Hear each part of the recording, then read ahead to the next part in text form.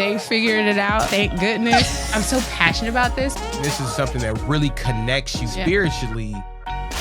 Welcome back to God Meets Therapy. It's your host, Jason JP Speaks, and my beautiful wife, Dr. Ayo. Yo, guys, we got an amazing show today. This is going to be great today. This is why success feels empty sometimes. I mean, it feels like, things like this, sometimes you feel like you're doing all the right things. You're praying, you're performing, you're successful in everything you do, but you feel empty inside. Yeah. No, and that's a lot of us, especially like people that are higher achievers or strive for excellence. You get there and then the next thing and then the next thing, and you never feel happy or settled or joy. Right. That's really hard. Yeah. So, guys, today we're going to explore how therapy helps successful people feel faith-driven or feel their purpose inside and bring out that joy and peace and fulfillment that these people that everybody's looking for. I love that. And I think the success by itself might not or usually does not bring you happiness. So figuring out what does. And sometimes we have to reconnect our emotions and our spirit with, what we're actually doing. It's like we're so disconnected. We're not in sync with our mind, body, spirit, and God. Right. And and a lot of times you're chasing money or chasing titles or accolades, and it might not be your spiritual gift that you're using to do that. And it still might not feel like enough. So let's get into it. So the first question, guys, is why do high-functioning people often struggle with emotional numbness? Yeah, I think successful people are often task-based or productivity-based. If I do this, then this. If I do this, then this, right? And if you're always focusing on external and not internal gratification or joy or purpose, then sometimes even though you're successful on the outside, it doesn't line up with how you feel on the inside. I love that. And honestly, guys, high functioning isn't healing. It's just well-packaged avoidance. Ooh. So you're avoiding what's really on the inside. You might dive into work to avoid, what you're dealing with at home. That's or right. To avoid the trauma that you're dealing with. Yeah. You're basically just masking it. Yeah. And have you ever met those people where you can tell, though, they're successful, but they really just don't feel or emote happiness or joy? You're like, ooh, either this job is all you have. You could tell, like, this job is all you're defining yourself by this job. Or, like, they just don't act like they're humans. A joyful person. Yeah, they just seem miserable, actually. Yeah, I get it. It's like a one-track mind. You one-trick pony. Only work. I'm talking about work. That's as deep as I go. Anything past that is like, you're not working on your mental health. You're not working on connecting with people. You're just working on the business to avoid, and you may not even know this subconsciously. You might be avoiding the things that you really need to be working on. That's right.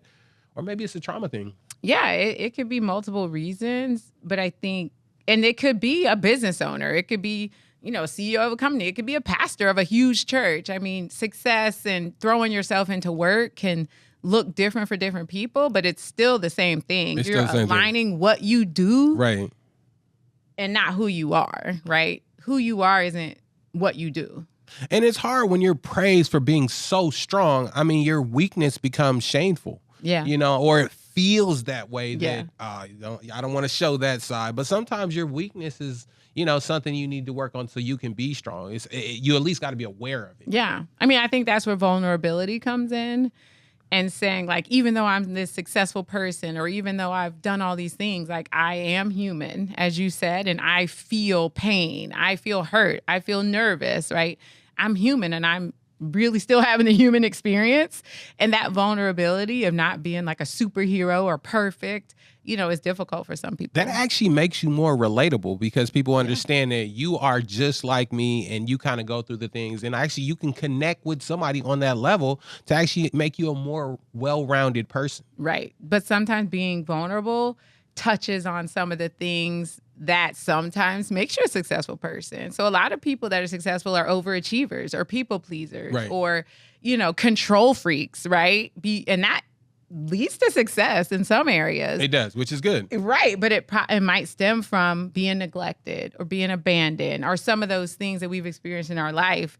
So it really doesn't feel good still that we're doing those things. And that's where I think therapy really comes in. Like, praying away this or not ever being aware of this and then dealing with it is actually going to make you a better person. So, but also, guys, I'm going to keep it a stack. Like, you cannot be vulnerable with everybody because somebody will take advantage of that and make you feel bad. So you have to be selective of who you decide to be vulnerable with so they don't take advantage of that. For sure. I think that's where trust comes in. And a lot of times you can't trust everybody. You can't trust everybody, right? You should trust some people. You have to trust some people. Some people have a problem building trust, even with their spouse, even with their mate. They're in these marriages or in these relationships, and haven't really built a level of trust. So they're not even functioning to the full capacity of their marriage. And what's fair and not fair about that, because sometimes you could be bringing old trash in this new situation. In other words, bringing your past trust issues from a past relationship into this relationship, and that's not fair to the person you're dealing with 100%. Or friend you're talking to. You're not being open enough to have an organic in a real relationship because where you are. Yeah. And I mean, also in a work environment, right? Like, you might have been burned by a coworker before or burned by a situation. So you're scared to build relationships with people at work or, there's a lot of different ways this can present. But I think the reality is you have to build some trusted, safe relationships in order to be able to lean into that vulnerability that you can open up. And I think some goes into knowing people. Like, you should kind of know who you can talk to and to be aware of how deep you can go with one person versus the other. Because you can't go deep with everybody. Because like I said, this happened before. You got to realize that might happen again with that same person. If somebody's showing you who they are, don't hope they're somebody else. This is probably who they are. But I don't think that should scare people off from building different types of relationships, right? You can have different types of friends. You can have different types of coworkers. You can have people that you're dating and you realize, this might not be for marriage, So you're kind of compartmentalizing certain people, which is good.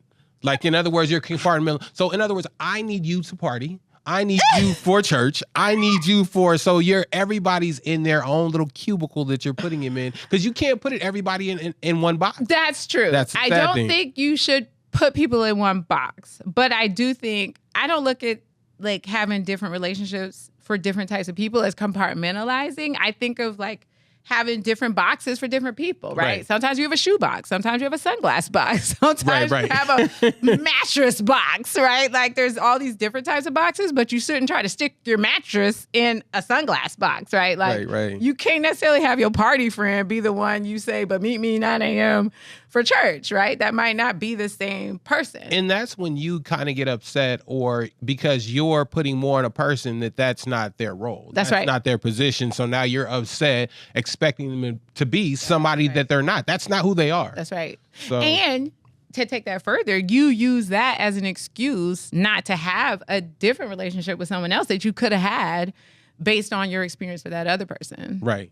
No, I agree. I agree. You know he cheated on every other girl, but it's going to be different with me. And now you mad, and the good guy you date next, you treat him like a cheater. Like, that's not fair. Make it make sense. Right. He did that with her or with him, or she did that with him. It's going to be the same situation. You're nobody different. They got to deal with themselves on the inside before they can deal with you on the outside. You're just the next victim. Exactly. Or you're going to have to show me the work you did in between me and them, Right. That's facts. That's facts. Like, how you going to be different with me this time?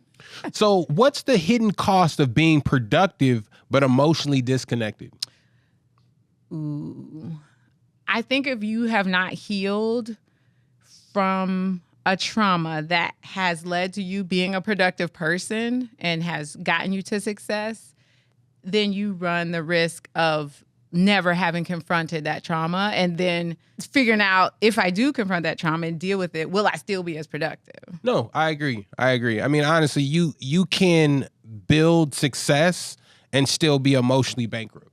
So I feel like, you can build this thing up to be the person that you need to be in what you're doing, or, being the successful person. But honestly, it's just not going to be effective because you're not dealing with who you really are and the trauma that you're going through. Right. Or you're effective and successful, but you have what we started off with. You feel empty. You don't have healthy relationships. You don't have boundaries. You don't have, purpose-driven life, right? So you're trading off one for the other. So I guess the next question is, are you actually at peace? Or are you just performing for other people?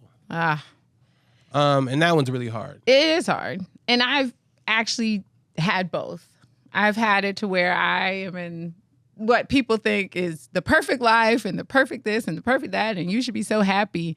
And I have felt performative. I have felt like something was missing, but I kept showing up and kept doing the things, but I knew inside something was different and needed to change. Yeah. But I've also had it to where I'm like, y'all, I am not good. Check on your girl. Like, help, ice cream night. Like, I need my friends. So I've performed and been vulnerable and open. Right. I mean, it just depends on where you're at in your growth journey, or if you have a support system you feel like you can do that with. What do you think? I mean, honestly, there's people like this who can quote scripture.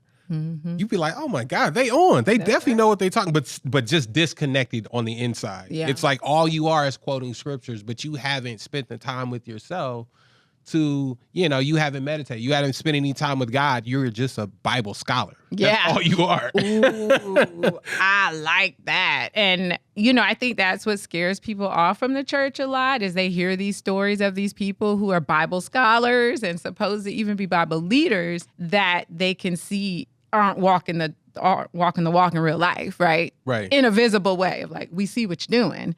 But I don't think, again, there's no perfect Christian, so that should not scare you off from the church itself, but it isn't consistent. Yeah, and I honestly think if people are spiritually performing, or spiritual performance is often just emotional suppression in worship outfits. Ooh. What that's saying is basically you are performing spiritually, that you feel you are, but you're not really emotionally connecting. So you got that's example those people who are at church dancing and doing all these things, but they're not spiritually fit. They're not emotionally attaching or connecting with God. They're not connecting with themselves. They're just performing for everybody else. That's right. And you can do that at work. You can do that in friends. You can put on this front. That's honestly all what it is. It's a front. You're putting on a front. It's a front. And I think the thing that makes that sad from a spiritual perspective is, especially if you are in leadership or people know you're a Christian, whatever, it often unmotivates other people, right? And if even in a job, right, you're a VP or a CEO or whatever, but then you go bankrupt personally. It's like whenever your life isn't lining up from your message to the world, it then makes people unbelievers in whatever your message is. So I think, we just have to make sure we are doing the work, or being honest about where we're falling short to help people who might be watching us. You are be a role model. You do have to put on sometimes to get on, or you have to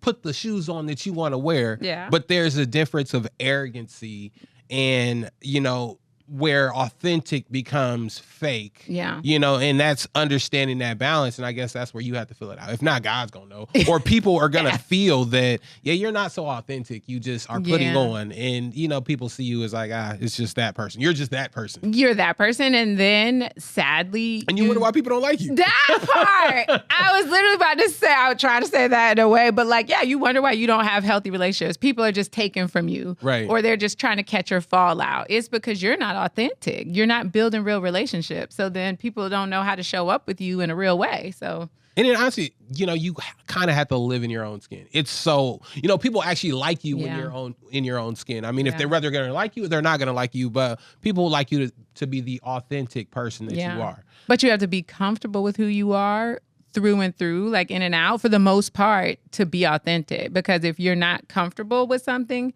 then putting that out there for others or the world feels unsafe. Right. No, you're right. So what does therapy unlock that prayer alone can't always reach?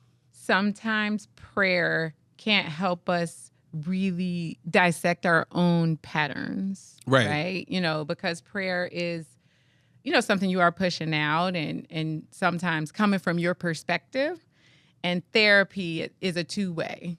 Right. So we've talked about that before, that two-way street, bi-directional of like your therapist is giving you some feedback. Your therapist is helping you dissect patterns, whereas prayer sometimes is you pushing out. So I think building a two-way relationship with God is what you need, but sometimes prayer could be one way. And honestly, I kind of bring that, I wanted to merge those two concepts because it's like you kind of have to get in prayer and peace and, take off the person that you're performing to be and Yeah. stop being that person and actually just be open Yeah. and honest. And sometimes that happens with God. You know, Yeah. you need to be with God to just be the authentic person that you are and share that with the world. You know, Right. I feel like that's what you can learn being, you know, faithful, meditating, and just grounding yourself in who you really are. Because honestly, it's about building resilience and faith Yeah. in who you are. Yeah. And I think if people read the Bible in whole, not just pieces, or just let other people preach the Bible to them,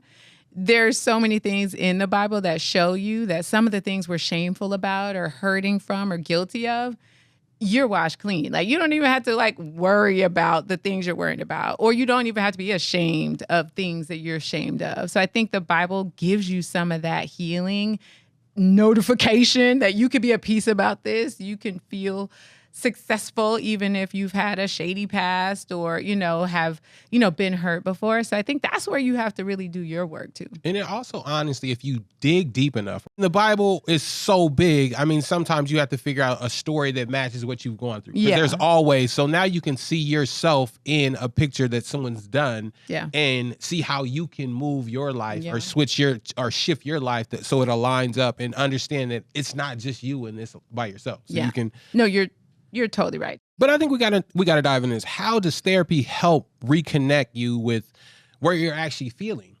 You know, we kind of have to ask. I think being numb isn't neutral. It's your nervous system's way of avoiding overload. Yeah. So in other words, it's like, you know, you have to realize where you are. You Yeah. kind of need to be in sync with yourself, or Yeah. just kind of take a step back. Sometimes you got to get off social media. Sometimes you got to get off these group phone calls and text messages and really just be one with yourself to Yeah. figure out where you are right now. Yeah. And I think suppression and numbness and avoidance are acute stress reaction. We call those like the coping skills and coping mechanism that you use to protect yourself in difficult moments right away. But then you have to revisit and really start digesting and letting your emotions out and dealing with them, or you're going to be stuck. You're Yeah. really going to be stuck there. And I think that's what numbness sometimes is. You're not really digging into or managing the emotions that came with it or are coming with it when you do the inner work.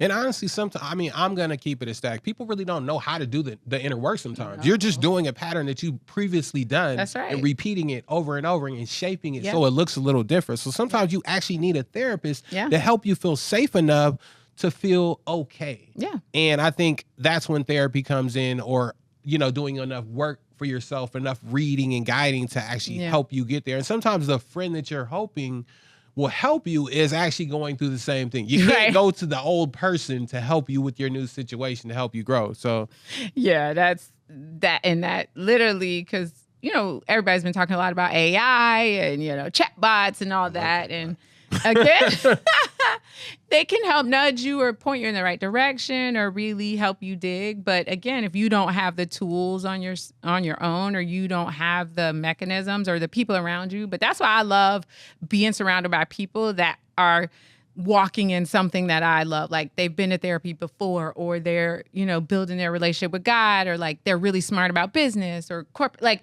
right. you know, surrounding myself with those people because they can pour into you too. I mean, the problem is if you're a leader and achiever, it's hard to admit that you've got issues. That's Or right. that you got problems. I mean, Yes. like you said, it kind of makes you weak. Does it make you weak? You can feel that way. You can feel that way, but having problems doesn't make you weak. It doesn't. I know that. But that doesn't take away what you feel. That's you could true. definitely feel, because, you know, feeling one way and, you know, the facts can look a different way. Yeah. So What the facts you are about successful, the facts you live right, the facts you got a great house, the facts you got good kids, but on the inside, you could actually not be feeling okay. You could be weak, you know, in whatever area that you are. That's right. And what if your success is in an industry or business where maintaining an aura of perfection drives your success? Like, what do you think? How should people deal with that? I think in order to answer this question, I mean, you kind of you need to probably put this facade on, but also work on who you are. That's right. Like, you have to do the work to be a complete person, because there's people who are on reality shows, people are on TV shows, and they look so perfect, the way they're dressed, the way they look, the way they act. I mean, their life is picture perfect, but if they're not getting the therapy that they need, if they're not talking to the right people, if they don't have a life coach, if they don't have the people that are pouring into them, building up them for who they should be, then they're losing themselves in their roles. And that's kind of like being an actor. You play all these roles and forget who you are. That's right. It happens all the time, actually, where actors get lost in the character, and then you realize after they've done that movie, they start dressing more like that character did, or talking more like that character did. So that's why I think on the roles Denzel played, or maybe Halle Berry. Halle Berry. It's hard, so you really have to engulf yourself. You have to become that person. Yeah. So, I mean, I can see how you can easily be lost. Yeah, like I remember Heath Ledger. It was really big in the mental health community because he played the Joker. Oh my God, that was my favorite. And he did it so well. And I mean, but then after that, he started having some issues, and we don't know, like, was he always struggling with these things? And then the movie brought it out, or did the movie point him in that direction? But I think as an actor or anything that you have to put a forward facing front or a facade or just lead with success, you have to, on the inside, still focus on who you are and know that's what I do for work, and this is who I am as a person.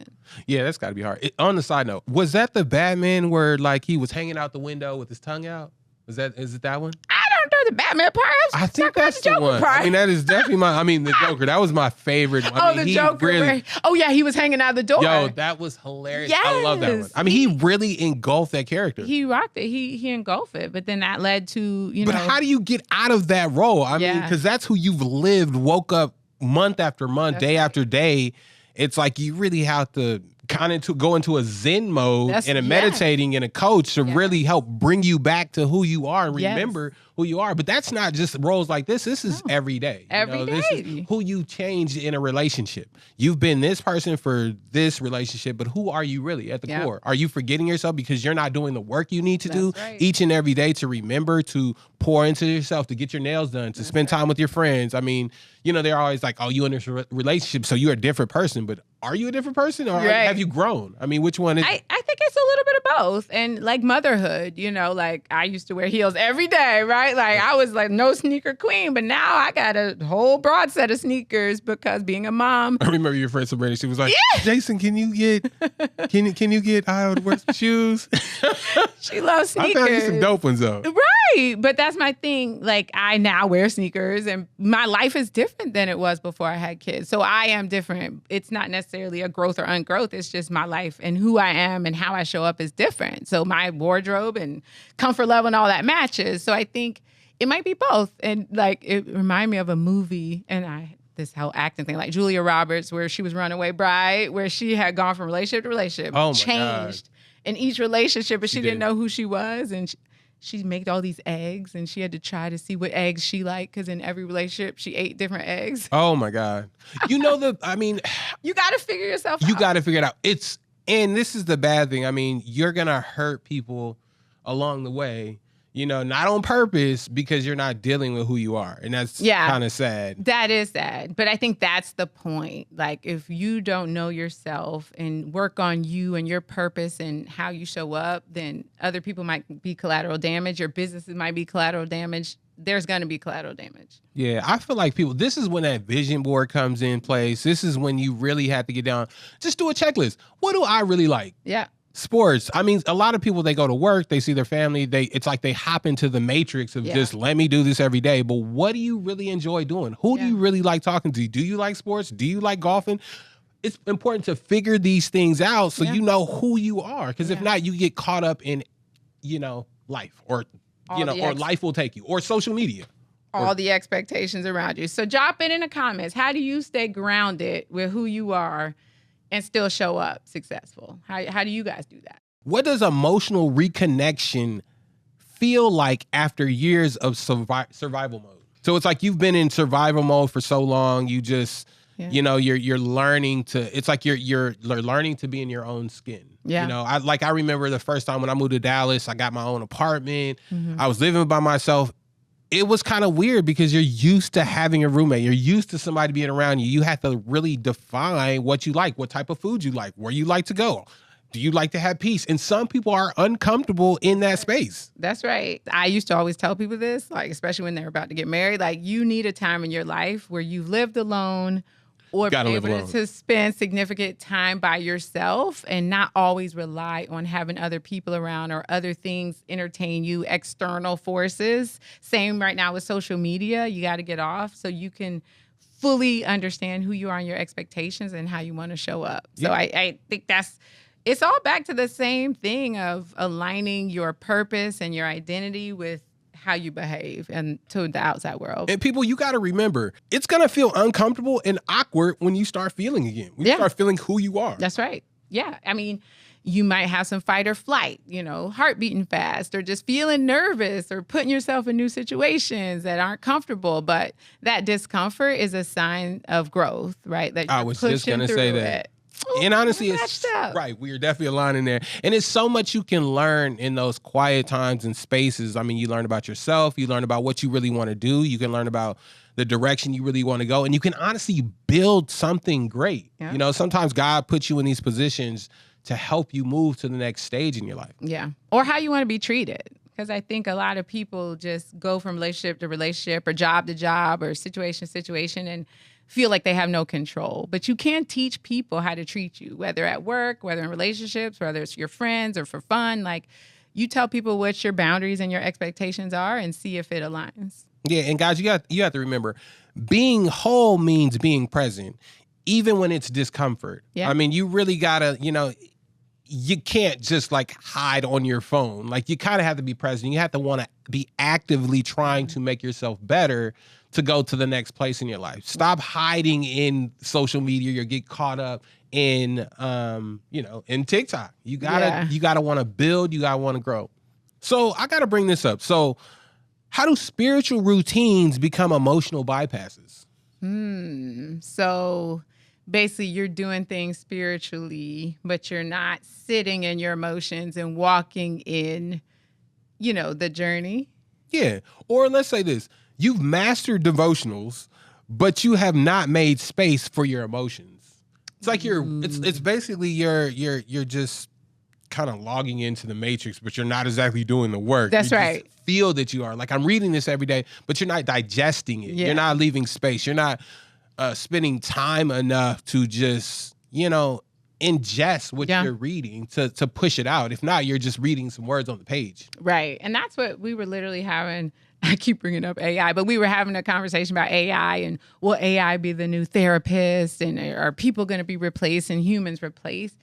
But I think the things that make us human are also the things that, are difficult to be human, right? And just because you've learned something or you understand something mentally doesn't mean you're emotionally strong enough to handle it or mentally prepared to do it. Right.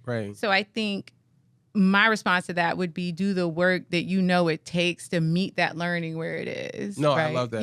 You have to meet your mind where it's at from a habit, body perspective. Yeah, I love that. And honestly, it's like you said, reading the words is one thing, but understanding and sitting in that feeling, that emotion, means a lot more because now you're living it and breathing it. So when you're talking about it, it's not just something you've read, but it's something that you actually can feel, and you can even speak about it on a higher level because you've really done the deep dive. That's right. And now you're actually, and you could tell at work when people are like just using buzzwords and high level. It's got to be high level. You don't know what you're talking about. I could tell you don't know what you're talking about because you're not even using the buzzwords right. So it's the difference in just hearing it and reading it and knowing it and actually doing the work to practice and understand and make mistakes and adjust. And that's how you've got someone that truly, can walk it out, and not just use Bible buzzwords or say one thing or look good, but actually be lining up. But honestly, if you high level enough and said enough, that'll get you the position you need. That's right. But you're not going to be effective. Yeah, you ain't you're gonna going be to have poor outcomes, or your team is not going to respect you because they're like, I actually know what you're talking about more than you, and you can't lead me. You can't grow me. You're not even a good boss or mentor because you don't know what you're talking about. Yeah, at that point, you gotta know yourself. Yeah. Or align with somebody who can help you get there and not feel lesser than. I mean, but then that's when it comes with helping somebody along. I mean, you help them, they help you. That's right. And it becomes a good partnership that you guys do. And I ain't hating on nobody getting no good job today, not ready for it, but then do the work once you end the job. Do the work. Go get a mentor, go take a class, get a certification. I don't know, but can't keep using buzzwords the whole time. Honestly, I'm sure people do that all the time.